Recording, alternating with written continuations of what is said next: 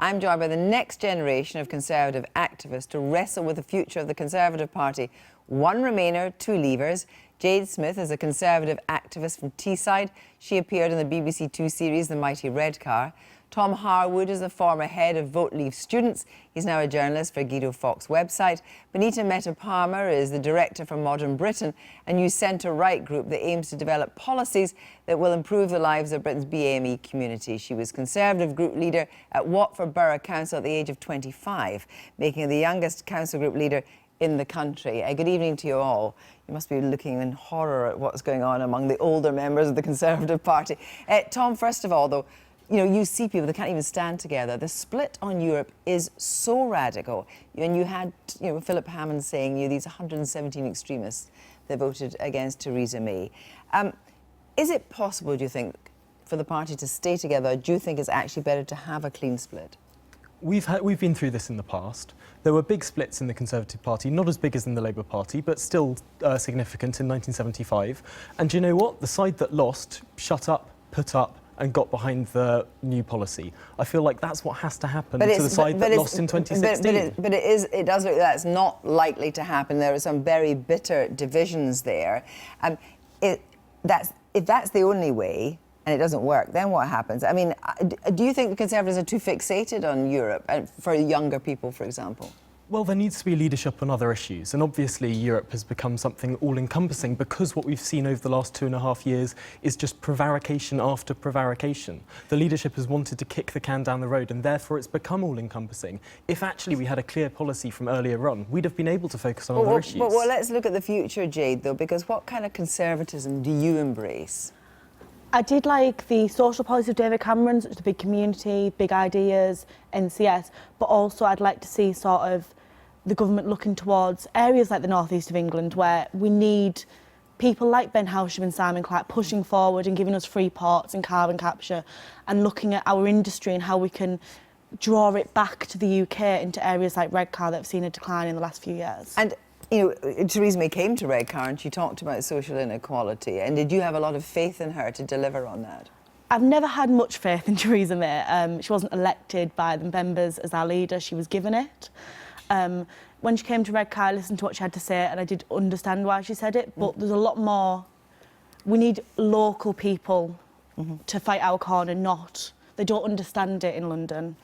Well, but from your point of view, when you look at what's happening here, do you think it's possible to reconcile the party in the direction that Tom is suggesting? Absolutely. I think as a party, we've always been a broad church, and despite our differences, we will come together. I have no doubt about that. But you say that, but actually, when you look at some of the deep divisions, and I am not actually trying to foment those divisions. You saw them there in David Grossman's film. This is incredibly serious stuff here.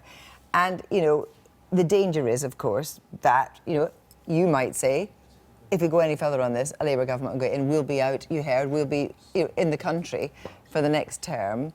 That's a massive problem for you. You'll be the young generation that are not in government.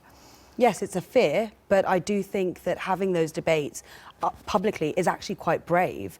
We are having these debates, we are honest about our views, but I do believe we will come together. I see it in our party, I see it within the activists, I see it within the politicians. Jade?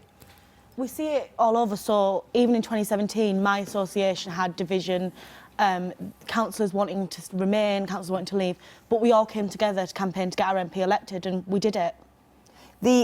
Much of this will depend on the leadership of the party, and we now heard explicitly from Theresa May that she said that she'll be gone by 2022. Well, she'll clearly be gone a lot earlier than that.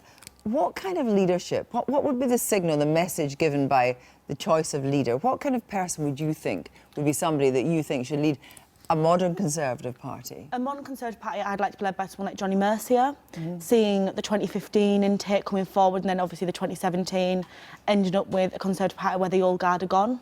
There's no old guard, and we sort of start from afresh and we've got new ideas for younger people to draw in those younger voters. Tom, do you think this whole exercise over Brexit has jaded people towards the existing senior figures in the Conservative Party?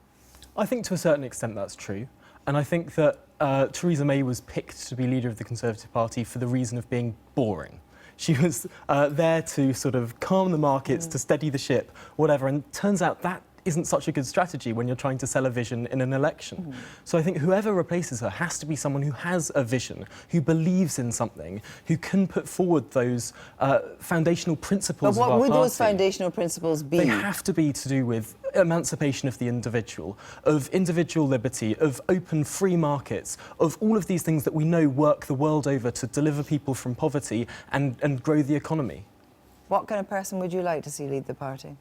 I'd like to see someone that has more, you know, all-encompassing appeal to the everyday person. I think people are in need of politicians who can really connect with them, and that's what I'd like to see within the next leader. I think Theresa May has done a stellar job of making sure that we have some kind of stoicism, really, in making sure that we are doing what we can on Brexit. It's such an impossible task. I really feel for her, and actually knocking on the doors, that's what I'm hearing from people who aren't just Tory voters, from Labour and Lib Dem voters too. So there is much of that happening on the grassroots. Thanks very much indeed.